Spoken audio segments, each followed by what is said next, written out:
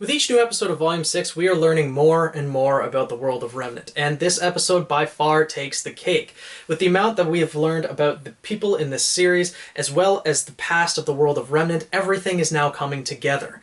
And spoiler warning for those who haven't seen Episode 3 of Volume 6 just yet, I'm not showing the episode in this video, nor am I going to show clips from it, just images depicting what's happened and analyses based on the episode.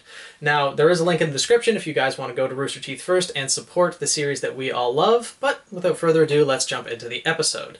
So, this fable is set up in a world where everyone can use magic, and like most fairy tales, it features a lonely girl locked away in a tower by her evil father, this girl being Salem, and many people have tried to assail the tower and win the fair maiden's heart, yet all have failed, except for one legendary hero that arises, someone who has conquered many feats in the past, fights for not the maiden's heart, but for justice and freedom.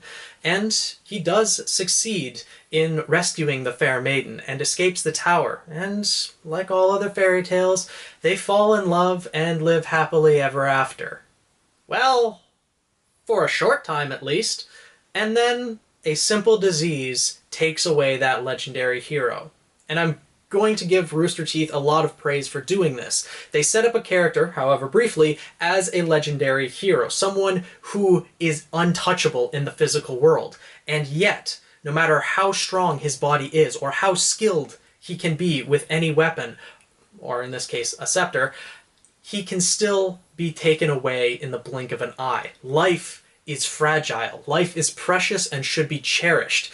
And unfortunately, with Salem being sheltered from the entire world, she doesn't know how to deal with this. She's never cared about someone like that. And then to have it taken away so quickly, her freedom gone, her love gone.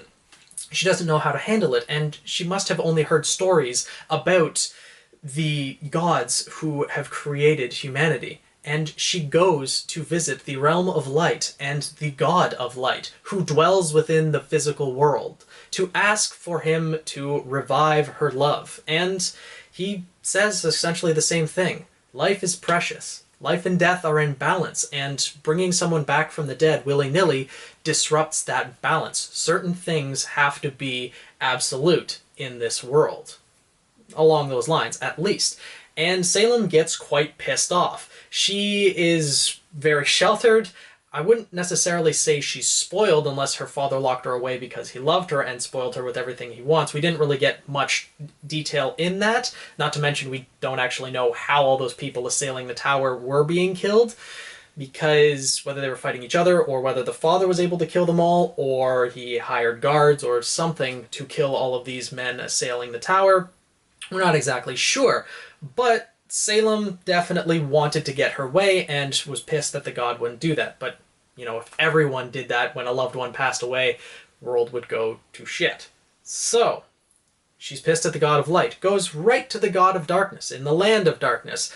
And although the god of light just rose nicely out of the water, the god of darkness, of course, has to crawl out looking like some demon sort of thing. And requests that he brings back Ozma, and he does, without question. He's not some god who is like, oh, well, you know, you have to pay with your legs or with your sight or pay some sort of fine. He's, you know what, because you have come to me and you revere my power and you worship me, sure, I will grant your wish. Because no one had gone to him before, because light and darkness are always viewed as opposites. Light is always good. Darkness is always evil. And even, this is one thing that actually disappoints me about this episode and the way that Rooster Teeth set it up. Yes, light goes for creation and darkness goes for destruction in this sense. But they make light look like this proper gentleman, a god that you would revere. And then darkness, yes, he dwells in a land of darkness, but they make him rise out of the water as some deformed creature. He's meant to be something to be feared. But why is it that darkness should be feared? Without light, there is no darkness. Without darkness, there is only white. There is nothing. You need both to have anything. If there is only light, there is nothing. If there is only darkness, there is nothing. And why is one better than the other? Yes, in our humanity, we are often scared of the dark because things can hide in the dark. When it is pure darkness, which is something that we experience on a day-to-day basis, turn out the lights, cut off all sources of light, you are experiencing pure darkness. But pure light is something that we have never experienced and would be something equally as terrifying. Things could hide in it if nothing cast a shadow, and if light could consume all, then, it would be just as terrifying. But the world is not set up to believe it that way. And in this case, it seems that they're depicting it the exact same way. Darkness is something to be feared. But after, the dark god crawls out and looks like a demon and is meant to be something to be feared, after that he acts like a proper god, like the god of light does. And at least that's something that he, accepts that her worship. Like, you worship me, I'm happy about that. I will grant your wish. I don't demand anything in return, but thank you for you revering me, and grants the wish. Of course, the god of light does not approve of this and shows up, and poor Ozma, he gets brought back and then killed by the god of light. The god of darkness brings him back again, saying, wow, of course, I do one thing because someone comes to revere me instead of you, and you kill him again. You take away the gift that I give. And the god of light obviously informs him, yeah, that person, that girl, came to me first, then came to you when I said no. Oh, okay, and then kills Ozma again. Poor guy had to die like 3 times in a span of a couple weeks, couple days. I don't know exactly what timeline it was, how long it would take to get from the land of light to the land of darkness. Don't know if they're on opposite sides of the world, etc., etc. But poor Ozma is all I gotta say. He went through a lot and had to die multiple times. And it's quite interesting that the gods themselves appear as humanoid forms, but can also transform into dragons, and that is their godly form, I guess. Maybe they took on the humanoid forms just to appear not scary to the humans themselves.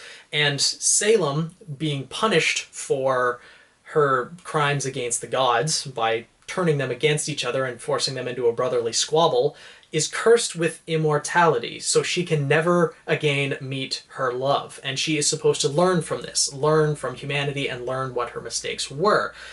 But in my opinion, first and foremost, immortality is not a curse.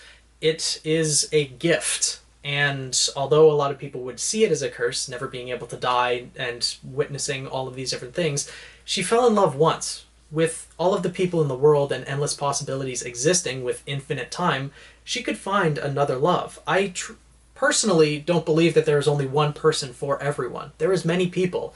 So had Salem decided to think along those lines instead of the way that she did, she could have found love, redeemed herself, and then been able to pass on after that and meet Ozma in the afterlife, and she would have had her happily ever after. Yeah, not in the living world, but still.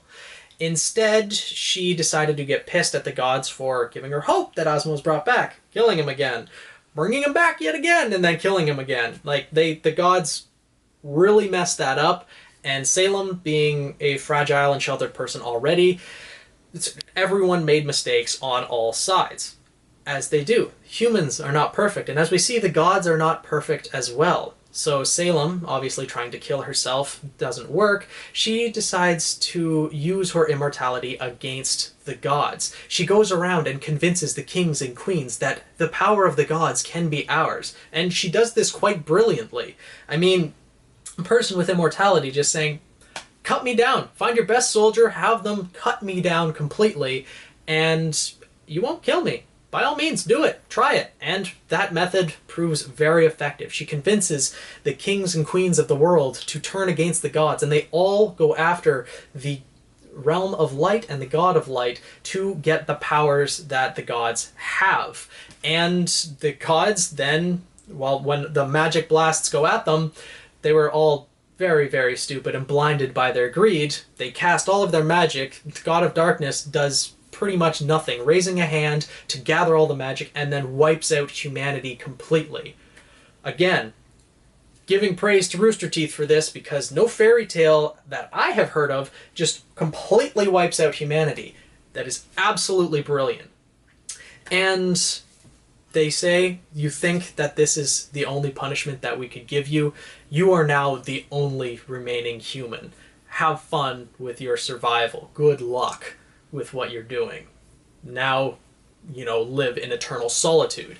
And the gods leave the world. The god of light just phases away, but the god of darkness, being kind of a bit of a dick, but that fits his personality that they set him up with, not just being darkness. I'm going based on his personality, not what he's associated with. Again, I believe that darkness doesn't denote evil. So he blasts off to the moon and destroys half of it. We finally get that major secret in RWBY revealed that we have seen since, episode 1 of volume 1, that the moon is shattered, and we've always wondered what happened to it. We now have our answer. The god of darkness smashed into it and rained down hellfire on the world.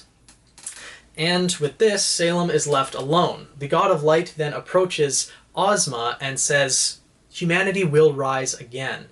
I'm giving you the option to go back and, fix humanity and guide them. And Ozma is actually just like, I just want to go to the afterlife to see Salem. But the god of light informs him, Salem's not there, she's changed, she's not the woman you used to know. And gives Ozpin the relics. We see what the relics are, that they are a spear for creation, a sword for destruction, which fits my other theory, and also fits the symbols of the kingdoms, a lamp for knowledge and a crown for choice. Now, all of those are very symbolic of what the actual relics are and what they are capable of, which is quite nice. And then they also say that once all of these relics are gathered together, that it will summon the gods to the world again, where they will judge humanity to either live among them again if humanity has redeemed itself, or wipe out the planet altogether. And once Ozpin finds out that Salem is still alive and that he can go meet her again, his choice is instant that he decides to go back.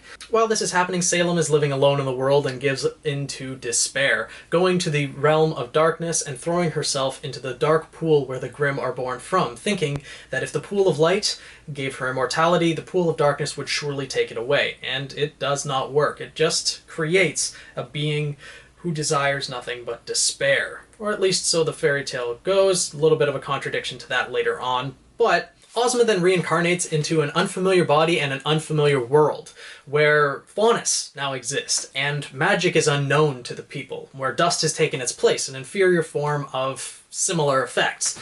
And upon his years living in this new world and new body, he learns of a witch that he realizes must be Salem. And he goes to find her, to see what she's become, and he does find her. And they end up falling in love again, showing that Salem's not just a being of destruction. She has parts of her former self remaining. They live together for a couple years, all the while keeping things from each other. Salem's resentment for the gods, Ozpin's mission given to him by the god of light to redeem humanity, and Salem suggests something that Ozpin does go along with, that we can become the new gods and guide humanity in the right direction. Ozpin didn't give in to this the same way that everyone else did. It says in the narration that, showing again that the hearts of man are easily swayed. In this case, yeah, he was swayed by love, but he could also have seen this as a potential way to guide humanity, similar to the way that the gods tried to do it before. It did fail, but, if at first you don't succeed, try again, I guess. And whereas before, man was swayed by their greed for the power that the gods had. And they do end up trying to establish them that way. They show their magic to the world, at first showing it by crushing a Nevermore, like in a gruesome way, to be honest, but, they gain followers and eventually build a kingdom, and with that kingdom they built a family. In fact, they had 4 daughters. It's very interesting, actually. They're all wearing different colors, all of different ages. Seems very similar, almost like they're resembling the seasons, almost. It's really weird how they keep putting, sets of 4 females into the series that seem to all, have all these different colors and seasons, and it's just so interesting. Obviously, these are probably what become the 4 maidens, especially considering that the children eventually develop magic, that these seem to be the 4 maidens, that the initial 4 maidens were actually the kids of Ozpin and Salem. It's then shown that war still exists, and Salem is saying, this is necessary. We need to gather people who follow us, and those who oppose us we need to wipe out. Ozpin obviously says, this is not what I was asked, and he tells Salem everything, that the God of Light wants humanity to be redeemed, doesn't want humanity to fight each other. They want everyone to coexist. And Salem doesn't go along with this. Ozpin does not agree, and he tries to take the children away from Salem. Obviously didn't do a very good job, because Salem finds him, and they end up fighting to the death, which Ozpin does win, because Salem seemed to have to be regenerated from nothing. Or maybe there was teleportation, but I doubt it, otherwise it would have been in RWBY already. So Ozma did win that fight. And I know I've been saying Ozpin, Ozma, because obviously this does become Ozpin. And it then goes that the endless cycle of death and rebirth started for Ozma, Ozpin, And throughout these reincarnations there have been various depressions, and always falling back to the mission that he was given, eventually learning to live along with the soul that he's reincarnated in. And with that, he starts to decide to use the relics, something created by the gods, to destroy Salem, because obviously he's shown that he can't do it himself, and eventually asks the Relic of Knowledge 3 questions. Where are the other relics, and what are their powers? Obviously, because, he doesn't know, and he wants to know. So it looks like the rest of the relics were actually scattered around the world by the God of Light, who did not tell Ozpin where they were all hidden, making it kind of interesting how he's supposed to summon the gods back if he doesn't know where the relics are, if he's supposed to scour the world, etc., etc., because you'd think with his first incarnation, if he was the one who hid the relics, he'd know where they were in his future reincarnations. But again, I digress. The last question, however, that Ozpin asks the Relic of Knowledge, asks Jin, is, how can I defeat Salem? And the answer we are given at the end of the episode is, you can't. And that's where the episode ends. And I'm going to cover this last question first and foremost. Ozma asked the wrong question. It's not that Salem can't be defeated, it's that Ozpin himself can't defeat it. Because he asked, how can I defeat Salem? How can I destroy Salem? That is the wrong question. What you should have asked is, how can Salem be destroyed? Wording is everything. Jin, the Relic of Knowledge, probably has rules about it that state you can, or something along those lines, that prevents her from giving knowledge outside of the question that's asked. And since Ozpin said, how can I? She answered, you can't. It was only himself. He asked the wrong question. You need to ask, how can Salem be destroyed? How can Salem be defeated? Who can destroy Salem? What can destroy Salem? Honestly, the best question to ask would be the first one that I mentioned. How can Salem be destroyed? Or potentially, how can Salem's darkness be removed? Something along those lines. It could go the way of an actual fairy tale after this, with there still being a potential happy ending, where Salem has the darkness removed. She is allowed to die, and with that, Ozpin dies as well, and Ozma and Salem can go live happily ever after in the afterlife. And speaking of the afterlife, this entire debacle could have been easily avoided by when Salem went to the God of Light asking for Ozma to be revived and brought back to life. What the God of Light should have first said is, Ozma's soul is alive. He was able to get out a couple words before Salem had her angry outburst. The first thing he should have said is, Ozma's soul is alive. It's in the afterlife. You will see him again. You may not be reunited now, but if you're patient, you will reunite in the afterlife. And yes, that could lead her to take her own life, which I'm sure the God of Light, being almost like a parental figure to Salem, probably didn't want to see any one of his creations take their own life, but he could have then also given her the option, I could take you to the afterlife now, not kill her, per se, but take her out of the mortal realm and put her into the afterlife so she could be with Ozma. And they could have their happily ever after in the afterlife. Yes, it's kind of morbid if you look at it, that, you know, in death they're finally happy, which is where the series is going to head anyways, so this could have easily avoided it. And it would have avoided Salem going to the God of Darkness and this angering of the gods and having them bicker like brothers, which brings up another point, that they are so imperfect in and of themselves. They are still learning about this. They treated humanity's creation as an experiment. The God of Light, no less, even called humanity an experiment, saying that this planet was a good experiment. That possibly means that maybe this wasn't their first experiment, or their only experiment going on right now. There could be other planets that are being used in the similar fashion, potentially by these brothers themselves, or considering they're brothers, and also when they left the planet, the God of Light kind of phased away, but the God of Darkness left in a physical sense, destroying the moon on the way, but that might mean that they didn't leave the mortal realm. They didn't leave the universe. They just went back to maybe their home planet or something, that they are just a higher evolved race from a different planet. And there might be other members of that race, potentially doing other experiments, or potentially doing other things. That could also mean, if that's the case, that RWBY might be going to outer space at some point. I doubt it, because in the world of Remnant that's being set up, I don't think anyone has the capability for space travel. Whether they might be teleported to another world is up in the air still, but we don't exactly know. I'd like to believe at least that they're setting up these two brothers as just the gods. They are ethereal beings. Maybe they did leave the universe and they're just operating outside of it. And then it's not going to go to that aspect, but if they are from another race, there's definitely those possibilities. We'll leave it to Rooster Teeth to decide, and us to wonder about what may happen.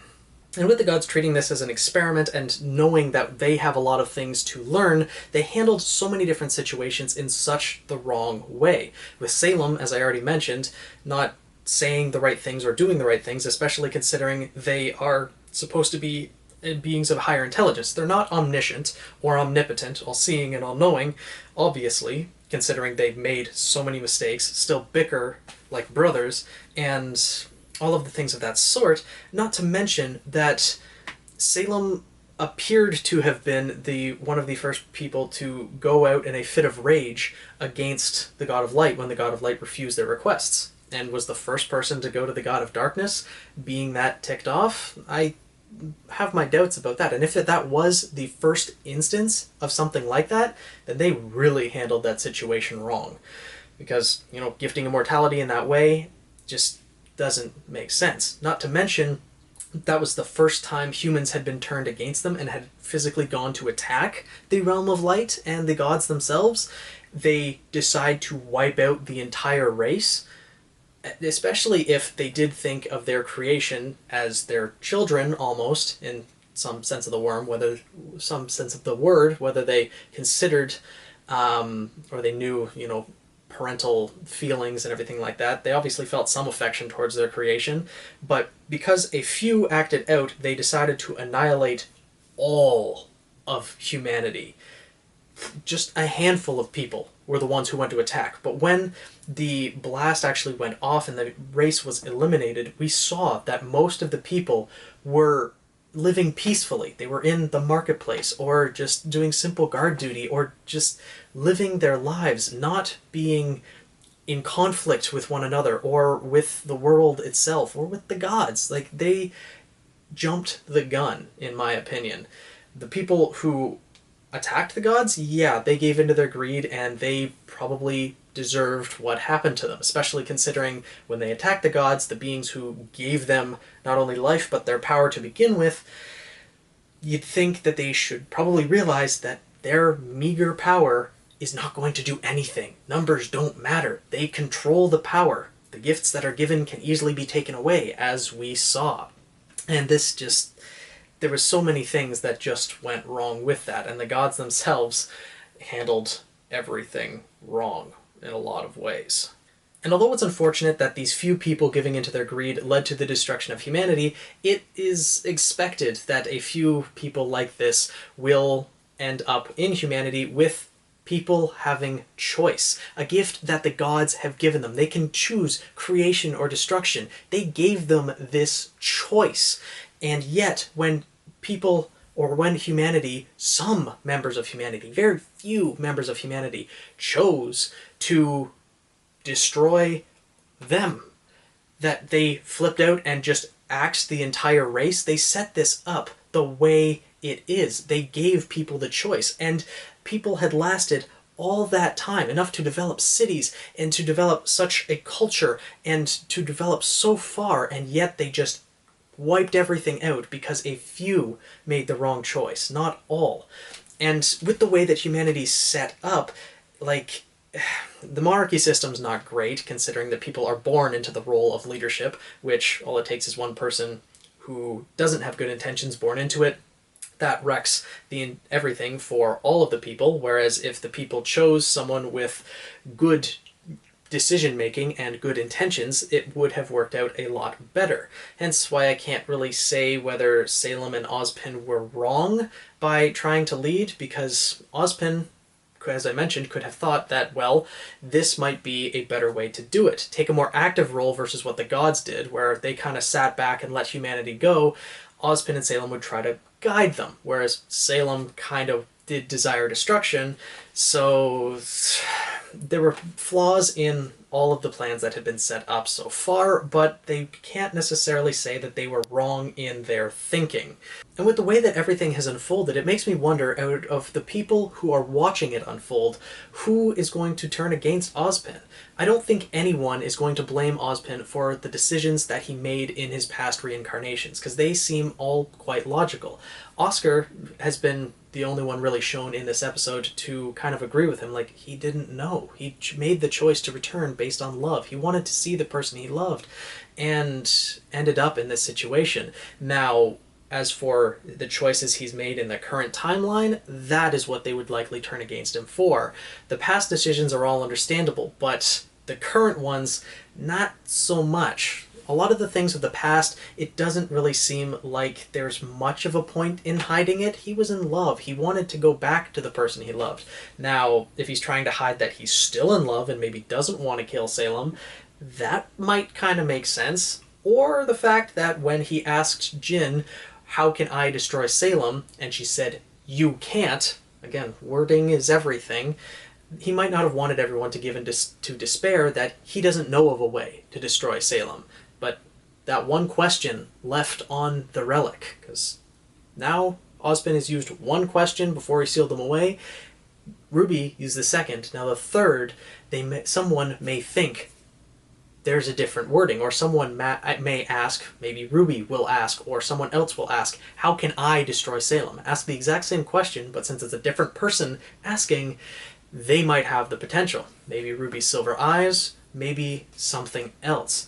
But we'll have to wait and see what exactly comes of that, and who ends up taking this information to heart, starting to trust Ozpin more and sympathizing with him, as well as who might end up turning against Ozpin.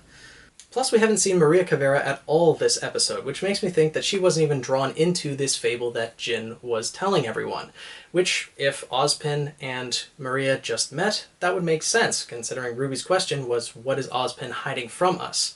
Ozpin wouldn't have a chance to hide anything from Maria if she and him just met. So, as to what you'll think about this after everyone comes out of this fable, it'll be interesting to see, and how she relates to everyone to begin with. Now, there's a few more things I want to mention about this episode, the first of which being what happened to Ozma and Salem's kids after Ozma and Salem had their massive fight, because the castle was reduced to rubble. I'm guessing they weren't buried under the rubble, considering I think these to be the first maidens, so they must have gotten away. Whether Salem turned them to her side afterwards, and then when they died the entire reincarnation cycle started, we don't exactly know. We never saw what happened to them after that, so that would have been something that would have been nice to know. And with this entire reincarnation cycle, if these are the first maidens, it's obvious that Ozpin didn't just gift them